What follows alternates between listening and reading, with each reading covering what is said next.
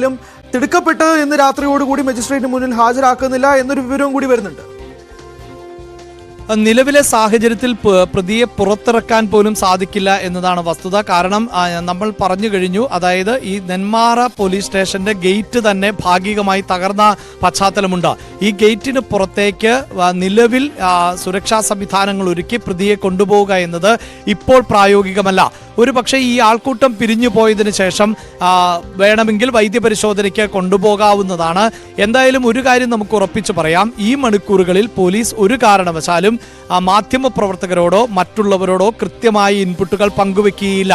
കഴിയുന്നത്ര ആളുകളെ വഴിതെറ്റിക്കുന്ന നിർദ്ദേശങ്ങൾ തന്നെയായിരിക്കും പോലീസ് നൽകുക. കാരണം പോലീസിന് പ്രധാനമെന്നത് ഇപ്പോൾ ഈ വാർത്ത ജനങ്ങളിലേക്ക് എത്തിക്കുക എന്നതുള്ളതല്ല, മറിച്ച് അവരുടെ നടപടിക്രമങ്ങൾ സുരക്ഷിതമാക്കുക എന്നതാണ്. അതിനു വേണ്ടത് പ്രതിയെ വൈദ്യപരിശോധനയ്ക്ക് ഹാജരാക്കുക എന്നതാണ്. വൈദ്യപരിശോധനയ്ക്ക് ഹാജരാക്കുമ്പോൾ ആ ഹാജരാക്കുന്ന ആശുപത്രിയിലടക്കം വലിയ സുരക്ഷാ പ്രശ്നങ്ങൾ ഉണ്ടാകും. അവിടെയും ഇത്തരത്തിൽ ആൾക്കൂട്ടങ്ങൾ ഉണ്ടാകാം. വൈദ്യപരിശോധനയ്ക്കായി കൊണ്ടുപോകുന്ന സമയത്ത് ആൾക്കൂട്ടങ്ങളുടെ ആക്രമണം ഉണ്ടാകാം, വഴി തടയുന്ന സാഹചര്യം ഉണ്ടാകാം.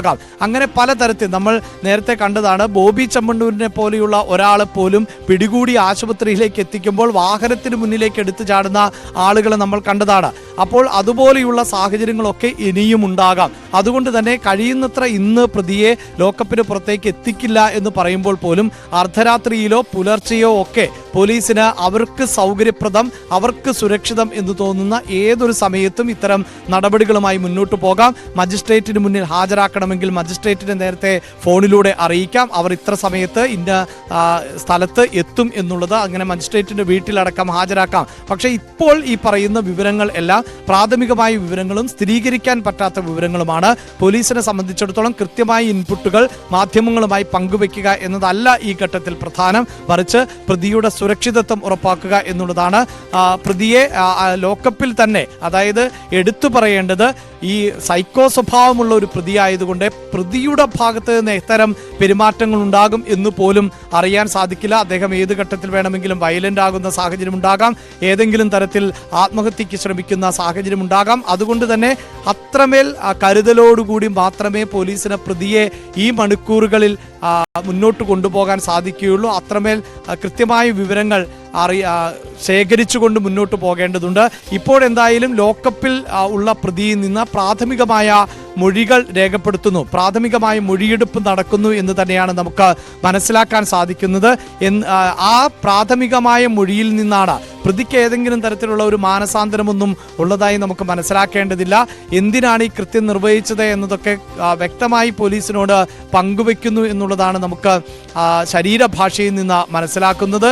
അതിൽ നിന്നാണ് ഭാര്യയെ കൊലപ്പെടുത്താനുള്ള ശ്രമം നടത്തിയിരുന്നു എന്ന വിവരം പ്രാഥമികമായി നമുക്ക് ലഭിക്കുന്നത്. അങ്ങനെ കൊലപ്പെടുത്താൻ സാധിക്കാതെ വന്ന പശ്ചാത്തലത്തിലാണ് മറ്റ് രണ്ടുപേരെ കൊലപ്പെടുത്തിയത് എന്നുള്ള വിവരം ആണ് ഇപ്പോൾ പുറത്തു വന്നിട്ടുള്ളത്. ലോക്കപ്പിലുള്ള പ്രതിയിൽ നിന്ന് ഇപ്പോൾ വിവരങ്ങൾ ശേഖരിക്കുന്നു, പ്രാഥമികമായ മൊഴി രേഖപ്പെടുത്തിക്കൊണ്ടിരിക്കുന്നു.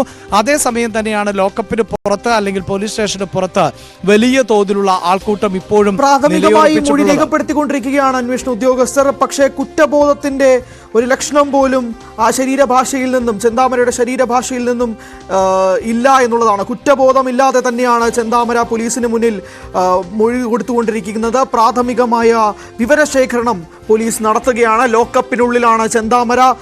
ലോക്കപ്പിനുള്ളിൽ പോലീസ് കൃത്യമായി ചെന്താമരയെ ചോദ്യം ചെയ്യുന്നു. അതിൽ ഒരു തരത്തിൽ പോലുമുള്ള കുറ്റബോധമോ ഒരു തരത്തിലും അയാളുടെ ശരീരഭാഷയിൽ നിന്നുമില്ല. ഒരു തരത്തിലും അയാൾ, പ്രത്യേകിച്ച് 2019 സജിതയെ കൊലപ്പെടുത്തുന്നു, അതിന് പിന്നാലെ പകമൂത്ത് വീണ്ടും ഇരട്ട കൊലപാതകം നടത്തുന്നു. ഇപ്പോൾ നെന്മാറ പോലീസ് സ്റ്റേഷൻ ലോക്കപ്പിനുള്ളിൽ ചെന്താമര നിൽക്കുകയാണ്. 36 മണിക്കൂർ നീണ്ട തിരച്ചിലിനൊടുവിൽ പോലീസ് പ്രാഥമികമായ വിവരശേഖരണം ചെന്താമരയിൽ നിന്നും എടുക്കുകയാണ്. അതോടൊപ്പം തന്നെയാണ് പല വിവരങ്ങളും ഇപ്പോൾ അന്വേഷണ ഉദ്യോഗസ്ഥൻ പറയുന്ന പ്രകാരം പിടികൂടിയതാണ്, കീഴടങ്ങിയതല്ല ചെന്താമര. അങ്ങനെ കുറ്റബോധം കൊണ്ട് കീഴടങ്ങുന്ന ഒരു കൊടും കുറ്റവാളി സൈക്കോപാത്ത് അല്ല ചെന്താമര. പിടികൂടിയതാണ്. ഭക്ഷണം കഴിക്കാൻ വേണ്ടി മല ഇറങ്ങിയ വേളയിൽ വീട്ടിലേക്ക് പോകുന്ന വഴി അന്വേഷണ ഉദ്യോഗസ്ഥർ പിടികൂടിയതാണ് ചെന്താമരയെ. 2-3 ദിവസത്തോളം ഇയാൾക്ക് വേണ്ടി പോലീസ് വല വിരിക്കുകയായിരുന്നു എന്നുള്ളതാണ് മനസ്സിലാക്കുന്നത്. അന്വേഷണ ഉദ്യോഗസ്ഥന്റെ വാക്കുകൾ പ്രകാരം 36 മണിക്കൂർ നീണ്ട തിരച്ചിൽ ഒടുവിൽ കുറ്റബോധമില്ലാത്ത ചെന്താമരയാണ് നിലവിൽ നെന്മാറ പോലീസ് സ്റ്റേഷൻ ലോക്കപ്പിനുള്ളിൽ കിടക്കുന്നത്. നടക്കുന്നത്. ഒരു വശത്ത് ആ കുറ്റബോധമില്ലാത്ത മുഖമാണെങ്കിൽ മറുവശത്ത് പോലീസ് സ്റ്റേഷൻ ഗേറ്റിനപ്പുറത്ത് പ്രതിഷേധമുയർത്തുന്ന നാട്ടുകാരെയും കാണാൻ സാധിക്കും. ചെന്താമരയെ ഞങ്ങളിലേക്ക് വിട്ടുതരണം, ഞങ്ങൾ കൈകാര്യം ചെയ്യും എന്നുള്ള നാട്ടുകാരുടെ വിളികൾ, അവരുടെ ആത്മരോഷം പോലീസ് സ്റ്റേഷന് മുറ്റത്ത് പുറത്ത് നടക്കുന്നുണ്ട്. ആശ്വസിപ്പിക്കാൻ വേണ്ടി പ്രധാനപ്പെട്ട രാഷ്ട്രീയ നേതാക്കൾ ഉൾപ്പെടെ ഉള്ളവർ ഉണ്ടെങ്കിൽ പോലും അവരുടെ ആത്മരോഷം കണക്കിലെടുക്കേണ്ടതാണ്. സ്വാഭാവികമായ ആത്മരോഷമാണെന്ന് തന്നെ പറയേണ്ടി വരും. പോലീസ് ലാത്തി വീശുന്നു, പെപ്പർ സ്പ്രേ ഉപയോഗിക്കുന്നു, ചുറ്റും കൂടിയിരിക്കുന്ന നാട്ടുകാരെ എല്ലാവരെയും ശാന്തരാക്കാൻ വേണ്ടിയിട്ടുള്ള എല്ലാ പരിശ്രമങ്ങൾ പോലീസ് നടത്തുന്നുണ്ടെങ്കിൽ പോലും കൂട്ടം കൂടി നിൽക്കുകയാണ് നാട്ടുകാർ. നിലവിൽ ഈ 11:45 പോലും നെന്മാറ പോലീസ് സ്റ്റേഷന് മുന്നിൽ എന്നുള്ളതാണ് മനസ്സിലാക്കുന്നത്. അത്രമേൽ ആത്മരോഷത്തിലാണ് നാട്ടുകാർ. മറുവശത്ത് ലോക്കപ്പിനുള്ളിൽ, അഴിക്കുള്ളിൽ, കമ്പിവേലികൾക്കുള്ളിൽ ചെന്താമര പോലീസിന് മൊഴി കൊടുത്തുകൊണ്ടിരിക്കുകയാണ്. ആ ഒരു ഘട്ടത്തിൽ അയാൾ അവശനാണ് എന്നുള്ളതാണ് അന്വേഷണ ഉദ്യോഗസ്ഥൻ പറയുന്നത്. അയാൾ ഭക്ഷണം കഴിക്കാൻ വേണ്ടി പുറത്തിറങ്ങുന്ന വേളയിൽ അയാൾ ആഹാരം കഴിച്ചിട്ടില്ല.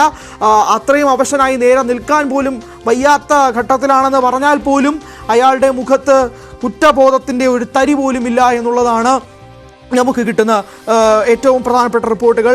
എന്തായാലും അഭിലാഷ് ഇപ്പോൾ സൂചിപ്പിക്കുന്നത് പോലെ തന്നെ കുറ്റബോധം ലെവലേശമില്ല ഈ കൊടും കുറ്റവാളിക്ക്, ഈ സൈക്കോപാത്തിന്.